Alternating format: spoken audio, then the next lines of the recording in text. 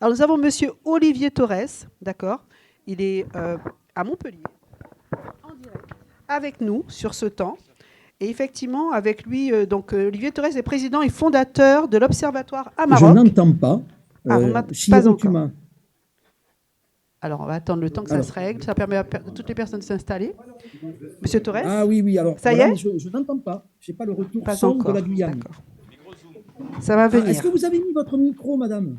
Oui, oui, oui, il est allumé. Oui, oui, Monsieur Torres, c'est allumé. Ah, voilà, ça y Ça est. y est? Je vous, en- je Bon, vous merci. entends. Merci à vous d'être là. Merci pour ce beau sourire. Alors, avec vous, Monsieur Torres, nous allons aborder. Donc, vous êtes président et fondateur de l'Observatoire à Maroc. Nous sommes sur le sujet de la santé des travailleurs indépendants et employeurs. Nous allons vous laisser effectivement ces quelques minutes pour vous permettre d'aborder ce propos. Et suite à cela, les personnes pourront interagir avec vous durant une dizaine de minutes avant de passer au thème suivant. Je vous laisse introduire votre propos, Monsieur Torres. On l'applaudit, hein? Oui, oui, il est là-bas à Montpellier avec nous. Merci de me donner la parole. Alors, je ne suis pas seul parce que vous savez que je faisais aujourd'hui une réunion à Maroc e-santé avec. Alors, je ne sais pas si je peux retourner ma caméra. Allez, je vais faire une manip, mais vous allez voir qu'il y a quand même beaucoup de monde ici. Voilà, je vous les Bonjour. montre, vous les voyez. Bonjour, Faites un bonjour. petit coucou. Voilà, c'est. Voilà, merci. Voilà, merci à tous. Bonjour à tous. Je tenais d'abord, avant toute chose, de saluer le docteur Ngo, que j'ai entreaperçu tout en animant le travail, puisque le SIAMT à Paris est partenaire de l'Observatoire à Maroc, et je dirais parmi les pionniers. C'était, je dirais, avant le Covid et avant que la loi Lecoq ne crée cet article 17 qui maintenant incite les services de santé au travail à s'intéresser enfin, si je veux dire, à la santé des travailleurs non salariés. Alors, 5 minutes pour être efficace, et après, j'aimerais entendre Monsieur David Velvachter, parce qu'on va signer une convention. Pourquoi la santé des entrepreneurs est un sujet d'intérêt général? Pour ceux qui me connaissent, vous le savez, je suis un PMiste. Je me suis toujours intéressé aux PME. Et quand on regarde notre économie nationale, 99,84% des entreprises dans notre pays, ce sont des PME. Et quand on va en Guyane, ah bien sûr, Ariane Espace, bien sûr, c'est un État dans l'État. Mais regardez les statistiques, beaucoup de PME, TPE. Si vous venez chez moi à Montpellier, ah bien sûr, il y a IBM. Ah bien sûr, il y a Dell. Mais l'essentiel des entreprises, ce sont des PME. Et quand je vais à Toulouse, ma capitale maintenant, il faut que je m'y fasse, eh bien, on parle de Airbus Industrie. Hein, mais regardez les chiffres de l'économie toulousaine, ce sont des PME. Les PME sont partout, sauf dans les livres. Et je dirais qu'elles sont partout, sauf dans les livres d'économie, où on parle encore de Fordisme, de Toyotisme, d'ubérisation et des GAFA. Mais moi, quand je regarde l'économie de notre pays, ce sont essentiellement des TPE, des entrepreneurs en solo, des professionnels libéraux, des artisans, des commerçants, et j'oublie pas les agriculteurs. Nous avons eu la chance, juste avant, d'avoir une table ronde avec le sénateur Cabanel de l'Hérault, qui a fait un rapport. Je crois que vous avez des agriculteurs parmi vous, sur, hélas, cette question terrible du suicide des agriculteurs. Je crois savoir que votre territoire a été endeuillé à cet effet. Et je peux vous dire que le dispositif qu'on va mettre en place avec la Guyane et qu'on a mis en place, et je vais vous annoncer déjà des résultats, eh bien, on va aussi l'étendre au monde agricole. Et je remercie votre président, David Veldwachter, de me mettre en relation avec les autorités agricoles de votre territoire, MSA ou Chambre d'agriculture, ou peu importe, peut-être FNSEA, j'en sais rien. Mais je laisse David, qui connaît son territoire, me mettre en contact et au plus rapide, nous mettrons en avant ce dispositif. Alors, ce dispositif, il est fondé sur les événements de vie des entrepreneurs, parce que les entrepreneurs ont un rapport existentiel à leur travail. Vous êtes, vous, les entrepreneurs, les plus gros travailleurs de France. En moyenne, les chiffres Eurostat le montrent, j'en parlais ce matin, 52 heures les salariés sont à 36. Donc, les entrepreneurs sont les plus gros travailleurs de France. Vous travaillez plus d'heures par jour, plus de jours par semaine, plus de semaines par an et plus d'années dans une vie. Et cet attachement à vos territoires et à vos entreprises fait que ça vous porte, ça crée ce que j'appelle une salutogénèse entrepreneuriale. Et c'est très important de montrer, un des grands résultats d'Amaroc, c'est qu'entreprendre, c'est bon pour la santé. Mais certains d'entre vous, parfois, peuvent être épuisés. Entreprendre, c'est bon pour la santé, mais c'est aussi épuisant.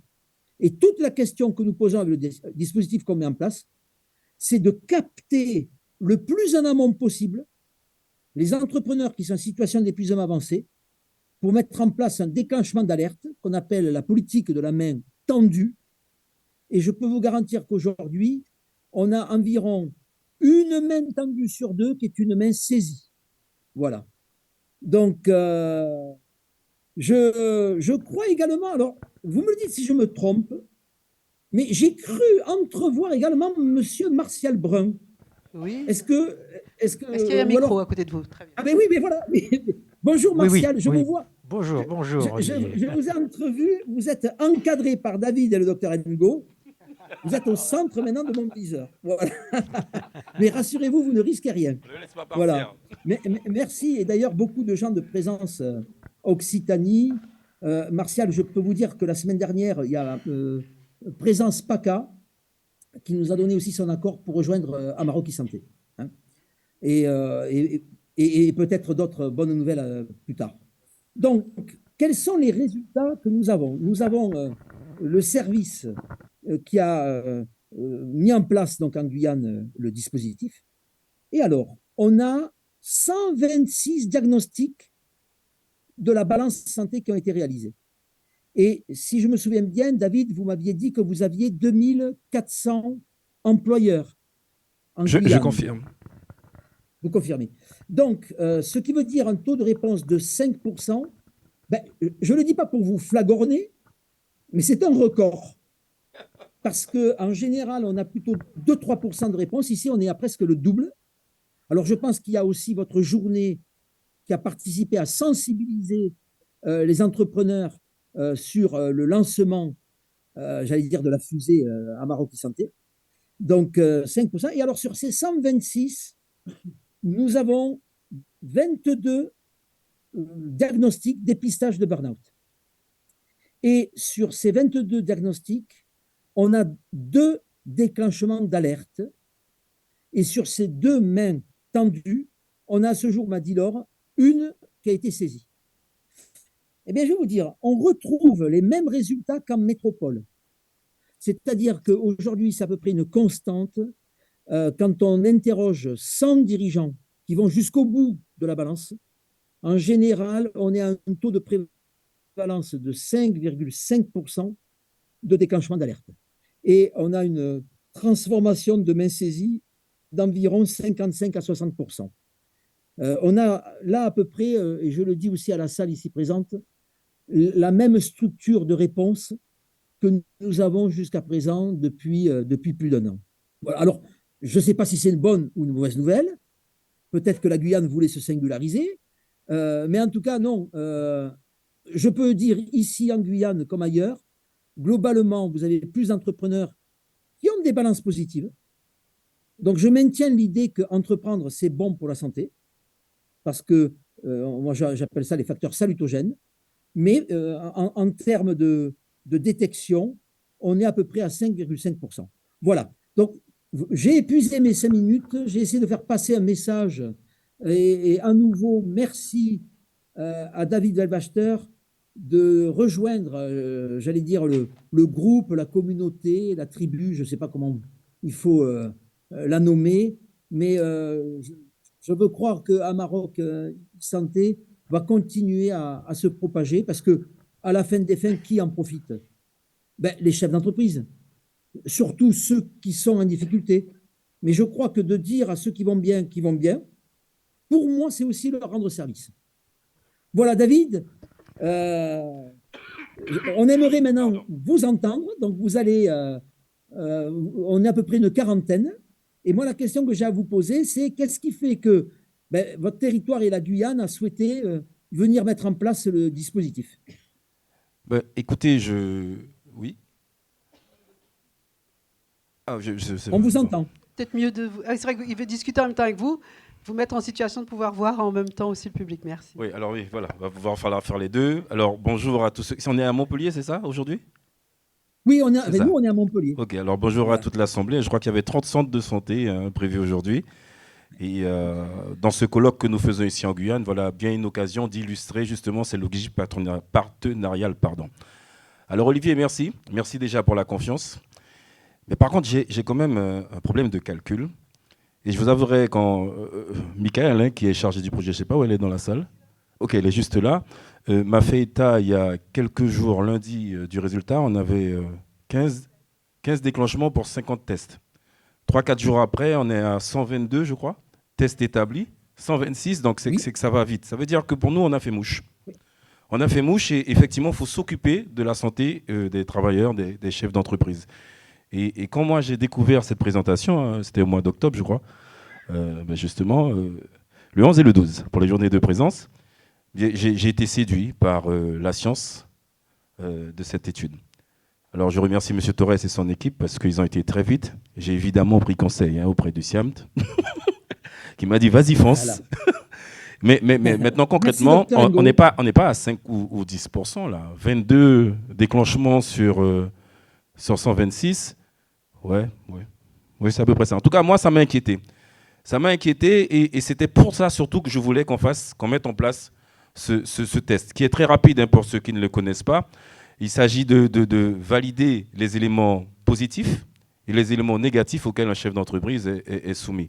Et très vite, ça donne déjà un premier aperçu de ce qu'on pourrait appeler la santé mentale. Donc ça veut dire pour moi, lors de ce colloque, je le rappelle, hein, je ne me suis pas prononcé beaucoup aujourd'hui, mais c'est surtout ce que vont dire les collègues, on a besoin de cette logique partenariale. Et voilà donc, encore une fois, un moyen de mettre un pas en avant dans la prise en charge des travailleurs au sens large du terme. La Guyane, encore plus qu'autre part, hein, est un territoire avec plein de petites entreprises, et c'est elles qui font le tissu économique, la richesse culturelle et la richesse économique de ce territoire. Évidemment, il y a des industriels, mais pas comme à Montpellier ou encore à Toulouse, et j'en passe. Mais il y en a. Pour autant, ils sont souvent sur activité, et j'en parle pour cause. Maintenant, il faut qu'on mette le pied à l'étrier, qu'on y va, qu'on y aille. Et quand on voit, effectivement, on en avait parlé, Olivier, ce qui s'est passé chez nous dans notre territoire avec les agriculteurs, je sais que vous préparez avec votre équipe un programme dédié aux agriculteurs. Donc oui, nous sommes impatients. On vous mettra en contact avec toutes les personnes qu'il faut parce que là encore, il n'y a pas d'exclusivité. Ce n'est que du partage. Et puis on pourra le partager avec toutes les organisations. Puis on le fera. Alors, merci à votre assemblée de l'autre côté. Je crois avoir noté qu'il y avait également 2 sénateurs hein, présents. Donc, ils seront également portés, là encore, le relais du travail que vous avez commencé, car il ne le dit peut-être pas assez, mais c'est grâce à ce monsieur, mesdames et messieurs, que la santé des dirigeants d'entreprise aujourd'hui est prise en compte dans la loi. Vin l'a rappelé dans ses propos liminaires, depuis 1946, hein, ça n'avait pas évolué, les chefs d'entreprise avaient carrément été oubliés. Donc voilà. Alors, à la question du pourquoi, c'est parce qu'il n'y avait pas le choix. C'était pour nous une évidence même. Et je suis content. Merci aux équipes, notamment à Michael Malfeury, mais également les collègues médecins. Je dis les collègues parce que mais c'est eux les médecins, c'est eux l'équipe du CISTC qui bosse. On n'a pas cité le STKOG, mais c'est pareil. Ils sont là. Faut le savoir, on fusionne hein, entre les 2 centres. Et on n'a pas encore toutes les habitudes. Et je m'en excuse auprès des collègues du STKOG, n'est-ce pas Chantal? Mais aujourd'hui, quand je prends la parole, je me permets de parler au nom de tous ceux qui s'occupent de la santé au travail. Donc, Olivier, je suis impatient de signer cette dite convention. Ouais. Oui, parce qu'on avait un créneau limité. Hein. Ça a vraiment été... Oui. Alors, elle a déjà en main. Très bien. Est-ce que du côté de la Guyane, très bien, on va vous installer. Alors, nous allons faire ça en direct. Voilà. Moi, j'ai mon bout à moi et vous, vous avez votre bout à vous. Donc, je vais apposer ma signature et on va vous l'envoyer en scan. Oui. Et puis vous faites pareil. Mais je vais signer en direct et je vais faire en sorte que vous entendiez les applaudissements de la salle. On va essayer de faire pareil, on va voir qui fait plus fort. Hein. Je fais confiance à notre assemblée. Alors, vous me dites on nous a challengé. Vous me le dites, hein. J'ai l'impression qu'on fait décoller une fusée. Oui. Mais quelque part, hein. Il nous manque un Allez, DPO. on y va. Alors, allons-y. 3, 2, 1. Alors là, je paraphe, hein, je paraphe. On m'a dit qu'il faut paraffer. Donc je paraphe. Ah, franchement. C'est le truc le plus ennuyant dans la fonction. Allez. Faut le dire. Alors, Michael a dit qu'il faut commencer on à va faire applaudir, monter on la va gagner pression, du temps. allons-y. On applaudit très fort cette initiative qui va permettre Ça y est. d'observer, Ça y est. La mise en scène. qui va permettre d'observer la C'est signé, situation de travail, effectivement. Merci, bravo, c'est une initiative. Ça a l'air comme ça, mais c'est pas rien. Il se passe quelque chose d'assez dans nos professions, dans nos sujets. C'est une approche historique, l'idée de partager déjà, de mutualiser, d'arrêter de recréer des choses. Il y a un travail énorme qui a été fait. Inspirons-nous. Entrant en partenariat, effectivement. Et ce symbole est une très très bonne initiative qui nous montre effectivement qu'en s'appuyant avec les acteurs, quels qu'ils soient, sur ce grand territoire national, nous avons moyen d'agir au plus près des réalités. Et là, pour le coup, c'est la réalité des entrepreneurs indépendants, des entrepreneurs employeurs. Vous allez pouvoir effectivement veiller à votre santé, messieurs, dames. On les applaudit encore. Voilà, l'Observatoire à Maroc. Bravo, Montpellier. Merci Olivier et merci également à votre Et la assemblée. Guyane, encore un petit coup, hein. Mais je crois que la Guyane, hein, ouais, ils sont là. Alors, je ne sais pas pourquoi il y a une musique. En plus, il y a une C'est musique. moi la musique? Non, c'est chez nous. Oui, histoire de rendre tout ça un peu voilà. plus extraordinaire. C'est quand déjà même. festif. Hein. Oui. Pour rappeler qu'il faut entreprendre. Innovant. Je voulais aussi remercier Madame Malfleury parce que quand j'avais créé, vous savez, le cours libre et gratuit pendant le Covid, on avait eu 165 personnes de toute la France qui étaient connectées et elle en faisait partie. Et je sais qu'elle a été aussi un élément moteur, plus un médecin du travail qui était à ses côtés à la dernière réunion. Elle est juste et là. puis, Docteur Corinne un dernier Sifflet. mot que je voulais dire. Si jamais vous avez des représentants du monde syndical des salariés, on me pose des fois la question, mais pourquoi que les patrons? D'abord, la loi de Zoï s'est intéressée bien évidemment à la santé des salariés en priorité, mais un patron de PME qui se préoccupe davantage de sa santé, c'est aussi, et ça nous l'avons montré, un dirigeant qui se préoccupera demain davantage de la santé de ses salariés. Donc c'est un jeu qui est gagnant-gagnant. Exactement. Voilà. Bravo. Exactement. Bravo. Voilà. Absolument. Merci et à bientôt. À bientôt. bientôt. Au revoir, Monsieur Torres. Bientôt. Bonne continuation dans vos échanges et salut à Montpellier. Et merci d'avoir Merci participé à encore. la table ronde. Voilà, Merci c'est à incroyable. Bravo. Très bien, merci. Voilà. Voilà, ce colloque, il se distingue aussi par ses interventions outre-Atlantique et qui nous permettent d'avancer ensemble sur 2 territoires. Et tant mieux, et bravo au CSTC. Qu'on salue, hein, c'est une toute petite équipe hein, qui a l'air comme ça. Même le STKOG, ce sont de toutes petites équipes en réalité qui font un travail énorme, qui font un travail entre leurs acteurs de la gouvernance et les acteurs de terrain. Ce sont des personnes que je vous invite à saluer par quelques applaudissements pour leur travail.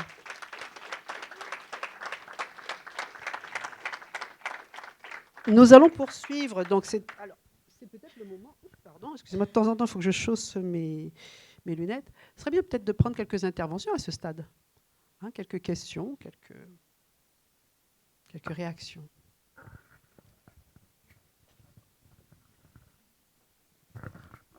Ne soyez pas timide. On va leur laisser le temps de se chauffer.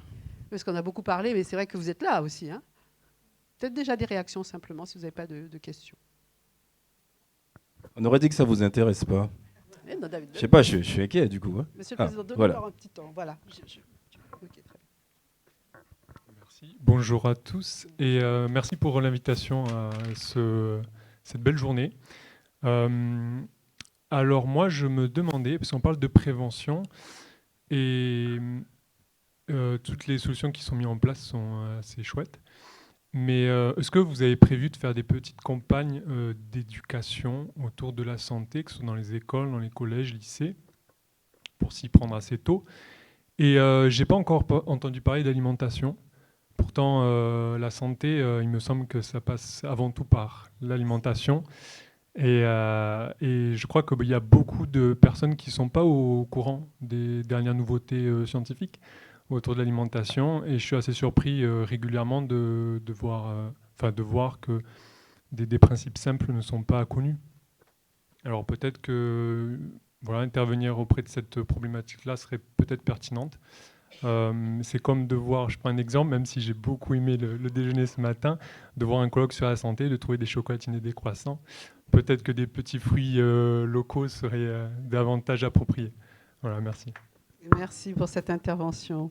Quelqu'un veut réagir par rapport à ce propos qui concerne effectivement la santé plus globale, qui entre très bien. En tout cas, vous rappelez que... Oui, il y a quelqu'un? Ah oui, pardon.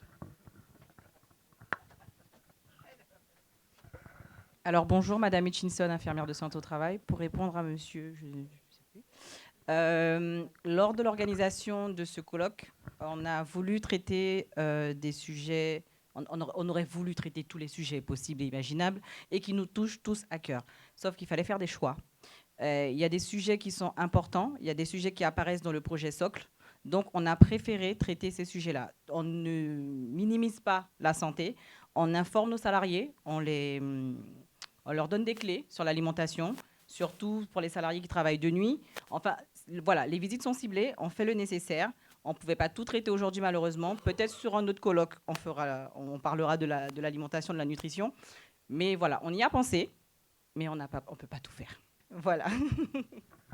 Oui, et puis toujours possible, effectivement, par votre approche, si des personnes dans cette salle travaillent sur ces sujets-là, l'alimentation, la diététique, la culture aussi de la prévention, eh bien, aux heures de pause, vous pourrez toujours échanger avec les employeurs. Mettez-vous en avant, chers intervenants privés, qui peuvent entrer dans les entreprises, parce qu'effectivement, ils font un gros travail aussi de terrain en introduisant ces propos. Une autre réaction avant de passer à l'autre débat? Oui. Merci, Monsieur le Président. Bonjour à tous, Florent Chacornac, je suis responsable hygiène et sécurité. J'ai entendu un intervenant ce matin qui parlait de la construction du nouveau CFA et de la culture de prévention qu'on va inculquer directement chez les jeunes. Alors je suis totalement d'accord et merci de l'avoir dit ce matin puisque c'est vraiment au niveau des jeunes qu'il faut aller pour qu'on puisse avoir une culture de prévention dans les entreprises et surtout diminuer nos accidents de travail. Cependant, pour aller encore plus loin, je pense que cette matière, hygiène et sécurité, enfin prévention des risques, n'importe comment on peut l'appeler, il faut vraiment qu'elle soit transmise dans les institutions de l'éducation nationale par des professionnels, surtout chez les CFA. Donc que ce soit des QSE comme nous, ou que ce soit des professeurs qui soient vraiment orientés hygiène et sécurité. Je vous dis ça parce que j'ai fait un cursus professionnel et la partie prévention des risques, à l'époque, elle était traitée par un professeur de géographie parce qu'il devait lui manquer un volume d'horaire. On m'a dit comme ça, t'as qu'à faire de la prévention. Et donc du coup, les messages passent mal parce qu'ils comprennent pas peut-être ou parce qu'ils savent pas quel est le sujet. Donc du coup, c'est pour vous inciter lors des programmes scolaires ou sinon s'il y a des agences d'intérim ou s'il y a des entreprises qui accueillent des scolaires dans leurs entreprises, de vraiment avoir un module socle sécurité. Et au moins, on pourra augmenter la culture sécurité dans les entreprises, dans toutes les entreprises, que ce soit des TPE, des PME ou des groupes. Voilà. Et surtout, qu'on évite de parler d'EPI en premier, puisque les principes généraux de prévention, c'est vraiment les protections collectives et l'ensemble. Donc, il faut vraiment qu'on attaque par le début pour après arriver jusqu'aux EPI. Mais souvent, quand on parle de sécurité, en premier, on parle des EPI, et les EPI viennent bien après l'évaluation des risques et les protections collectives. Voilà ce que je voulais dire. Oui, il y a donc des réactions. Donc on a déjà... Allez-y, monsieur. Oui, juste vous apporter quelques éléments de réponse par rapport à votre intervention à l'éducation nationale. Alors d'abord, ce point-là, il a été repéré dans le plan santé-travail. C'est un des axes de s'orienter vers l'éducation nationale pour, depuis le plus jeune âge, inculquer des notions de prévention. Ça correspond aussi sur la connaissance de son corps. Enfin, il y a beaucoup de choses à faire dans le domaine. Je me permets de dire, mon épouse est enseignante dans l'éducation nationale. C'est vrai que pour un professeur de l'éducation nationale, parler de prévention, ça doit être un sujet un peu étranger, vous voyez. Hein, ils n'ont jamais vu un médecin du travail, jamais été suivis, et ils vont devoir faire la promotion d'un certain nombre de choses. Et puis, n'oublions pas que certains l'appelaient le mammouth, hein, l'éducation nationale. Donc, il y a des choses qui sont quand même posées par la politique santé-travail en France, qui vont pénétrer progressivement, je pense, dans l'éducation nationale. N'oublions pas ce qu'on peut faire tout de suite maintenant. C'est pour ça que l'idée du CFA, parce que c'est plus accessible, parce qu'on peut le faire tout de suite, et partout où on peut intervenir, il faut le faire. Mais ça va demander vraiment beaucoup plus de temps. Et vous voyez, on demande aux professeurs aussi de faire de l'anglais. Je ne sais pas si vous avez des enfants un peu jeunes. Ils ne sont pas tout à fait bilingues, hein, nos enseignants d'anglais en primaire. Hein. Mais voilà, ça va être long. Agissons à notre portée. On a une spécificité, c'est la proximité.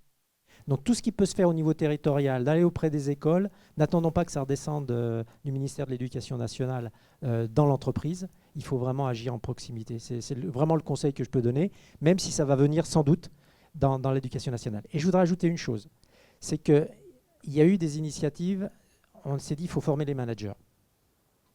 Et les écoles d'ingénieurs, le réseau des écoles des ingénieurs, on l'a appelé le TOEFL de la santé-sécurité, ont introduit un module de 30 heures à un moment donné dans le cycle de formation pour les futurs managers ingénieurs. Mais c'est toutes des grandes écoles. Or, les managers dans les TPE, PME, ils n'ont pas forcément fait une école d'ingénieur ou HEC, vous voyez. Donc après, c'est pour ça que le CFA, c'est très important aussi. Et il faut agir ensemble. Donc voilà, ça rentre progressivement, mais la culture de prévention, c'est des années et des années de travail. Mais votre intervention est très importante parce que ça partira de là, le changement de culture de prévention. Le docteur Nguyen, une intervention. Merci pour l'intervention. Juste pour compléter Martial Brun, je vous rassure, hein, pour les enseignants, peut-être il y en a quelques-uns dans la salle, et le personnel de l'éducation nationale, il paraît qu'il y avait un Grenelle de l'éducation nationale il y a quelques mois, quelques années, juste avant les élections, les dernières élections présidentielles. Je me trompe ? Non, vous savez, vous n'êtes pas au courant. Eh bien, je vous l'apprends. Il y a un Grenelle de l'éducation nationale qui a été signé entre l'ancien ministre de l'éducation nationale qui s'appelle Jean-Michel Blanquer, de mémoire, juste avant qu'il ne parte vers d'autres horizons. Dans ces 12 actions d'engagement de l'État vis-à-vis de ces agents, eh bien, il y a 4 points qui impactent la santé au travail, l'éducation, la santé publique, bon bref, voilà. Et bien sûr, on a participé à l'effort national puisque nous allons mettre fin, après 18 mois d'expérimentation avec le rectorat de Poitiers, où nous avons pu leur apporter du temps médical grâce à la téléconsultation. Et donc, dans ces actions-là, il y a des actions d'éducation vis-à-vis de vous, agents de l'éducation nationale, parce que de façon, il faut former à l'origine, aux racines, de façon à pouvoir faire déployer par vague, et ce qu'on appelle la fontaine à champagne, hein, on verse par-dessus et on arrose toutes les coupes en bas.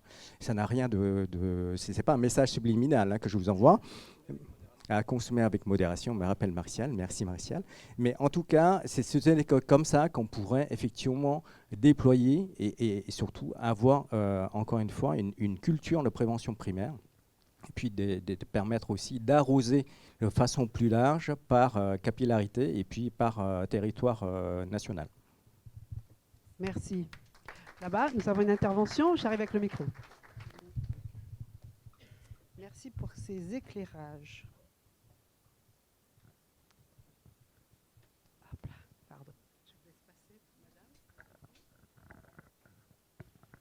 Bonjour à tous. En tant qu'entrepreneur et représentant de la Chambre de commerce, j'ai une question concernant la convention qui a été signée avec le Maroc, qui est l'accompagnement des indépendants. Je voudrais savoir comment ce dispositif sera déployé et notamment sur tous ces agriculteurs tous ces artisans qui sont très loin. Donc vous connaissez la problématique liée à l'aspect digital. Donc je voudrais savoir comment ça se déploie. Bien, alors je pense que je vais répondre à chaud. La question est très importante parce que si on l'a signée, justement, c'est pour qu'elle soit efficace. Alors comment on va le déployer par tous les réseaux partenaires, la CCI, toutes les organisations professionnelles qui nous permettent de faire passer le message, je dirais, à minima. Évidemment, par nos différents centres de santé, Et particulièrement pour la problématique des agriculteurs, il y a un questionnaire spécifique. Spécifique parce qu'il y a des questions pour les agriculteurs qui ont peut-être plus de sens. Le climat, par exemple, a un impact plus fort chez quelqu'un qui cultive la terre plutôt que quelqu'un qui est assis derrière un bureau et qui fait du service. Donc, je l'ai dit à un moment, c'est quelque chose de très scientifique. Olivier Torres, il a fait avec son équipe plus de 900 conférences. Ça fait quelques années qu'il bosse sur ça. Et je crois que c'est un outil qui va nous aider à diagnostiquer. Et je ne sais plus qui en a parlé tout à l'heure. Je crois que c'est Martial. C'est déjà notre moyen premier. Nous devons diagnostiquer. Et pour diagnostiquer, il faut qu'on soit devant ces différents partenaires. Donc, on va le diffuser. On ne sait pas encore comment, mais je peux vous garantir que dès qu'on en a parlé à l'intérieur de l'équipe, tout de suite ça a fait mouche, parce que je consulte toujours tout le monde. Et ce qui m'a rassuré, c'est que Michael, qui est notre psychologue au travail, et le docteur Sifflet, étaient déjà au courant de ce dispositif, l'avaient déjà vu, etc. Pareil au niveau du SIAM. Donc pour moi, c'est bon, on va faire ce qu'il faut. Donc on fera maintenant la vraie promotion, c'est-à-dire vous expliquer comment ça marche, parce que là, on a juste parlé, vous n'avez pas vu. Et je peux vous garantir que moi qui ai fait cette démo, je l'ai trouvée super intéressante. Donc on va la publier, je vais voir avec Emmanuel pour qu'on puisse la mettre sur le site, la vidéo qui parle de ça. Mais on organisera très rapidement un webinaire qui permettra de présenter cette solution à Maroc. J'espère avoir répondu à la question. Merci pour cette réponse. Effectivement, donc vous l'avez compris, l'innovation, qu'elle soit technologique, qu'elle soit opérationnelle, qu'elle soit sociale, elle demandera du temps, on l'a compris, c'est un facteur. Donc le temps va être notre allié, ça nous demande de la patience. Ça nous demande d'aller, comme tout acteur de prévention, on sait qu'on va aller à ce qui est possible de faire tout de suite. C'est toujours les opérations que l'on peut mettre en place tout de suite qu'on va privilégier et pouvoir aller sur les situations où les partenariats, les discussions prennent du temps, seront plutôt dans un deuxième plan ou en tout cas en fond de plan. En tout cas, aller déjà à cet essentiel, c'est d'être présent à ce genre de rencontres et être présent à d'autres rencontres de ce type.